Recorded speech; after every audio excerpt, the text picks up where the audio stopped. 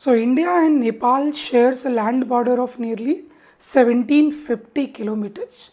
And across this land border, there are many protected areas present on Indian side as well as on the Nepalese side. For example, Dhudhwa National Park in UP adjoins with something called as Shukla Fanta National Park in Nepal. Then there is a Valmiki National Park in Bihar, in western Champaran district of Bihar, which adjoins with Chitwan National Park in Nepal.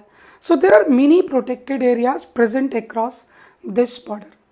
So because these protected areas have adjoined, but now the political boundaries have been created. Now fencing has been done in the name of national security. So the movement, the free movement of the wildlife present there, that has been curtailed. Realizing the importance of movement of the wildlife in restoration and preservation of the wildlife, Government of Nepal and Government of India have signed a memorandum of understanding in order to create wildlife corridors so that they can reside in their natural habitat. So basically these corridors are to be created between these protected areas. So we should know about at least the protected areas which fall on the Indian side. So let's talk about these two national parks that are found in India across this border. One is Dhudhwa National Park. Let me tell you all the important things which are important for the examination. So first thing, you should know everything about its geography. When we talk about geography, you should know about the physico-climatic soil conditions, the vegetation and the wildlife. So starting with Dhudhwa National Park, which is in Lakhimpur Kheri district of UP, is lying in the Tarai belt. Tarai belt is the belt between Himalaya and the Gangetic plain. So in Gangetic plain or Himalaya के बीच में this Tarai belt lies, and in that Tarai belt this Dhudhwa National Park is there, and through this a number of tributaries of Ghagra river flows. If you know a very important tributary of Ghagra river called Sharda. Sharda is the same river which is called Kali river in Nepal, and Nepal में और उत्तराखंड के बीच में that is a natural boundary also between India and Nepal. So Sharda river is the important river that flows through this Dhudhwa National Park, and there are a number of other tributaries but they are not that much important.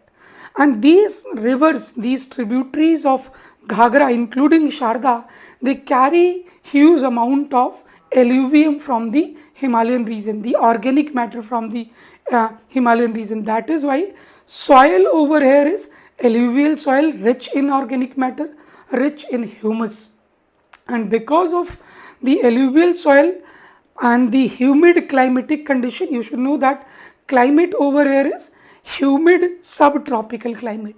So because of the alluvial soil which is rich in organic matter and humid climatic condition, the vegetation growth is highly supported. So it provides ideal condition for the growth of vegetation, and the vegetation type which is found here is called moist deciduous type of forest. Most important tree species is sal tree over here, and because of richness in biodiversity, in vegetation, in extensive grasslands are present there, and because of all these things it is rich in wildlife. For example, Bengal tiger will be seen over here. Then rhinos were not naturally found there, but 1980s में Assam से rhinos were translocated to this area, and it is a classic example of translocation of the animals and successful flourishing of those animals. So today there are nearly 30-40 rhinos in Dhudhwa National Park. However, hardly 2-3 rhinos were translocated in 1980s. Anyway, moving further, leopards would be seen there. Large number of herbivore animals would be there. The flagship species is Barasingha, swamp deer, that is found there. So all these are the important facts with respect to Dhudhwa National Park. Now talking about Valmiki National Park, which is present in Bihar in Champaran district. Again, the physico-climatic and soil conditions are more or less same because it is the same Tarai belt where Valmiki National Park is there. But talking about this river, which is the important river that is found there, is called Gandak River. Gandak River originates again in Nepal. It is a big river of Nepal. It enters into India and then ultimately in Bihar it becomes part of Ganga River. It becomes the tributary of Ganga River. So I hope that this was highly informative to you.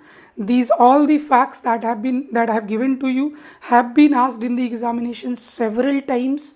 You know, these rivers, which river flows through which national park, and the about the climatic conditions, all these things have been asked in the past, will be asked again. So we hope that you are liking our initiative, and if you like our videos, hit the like button, share with your friends and subscribe to our channel. Welcome to the YouTube channel of Victory IAS. Thank you.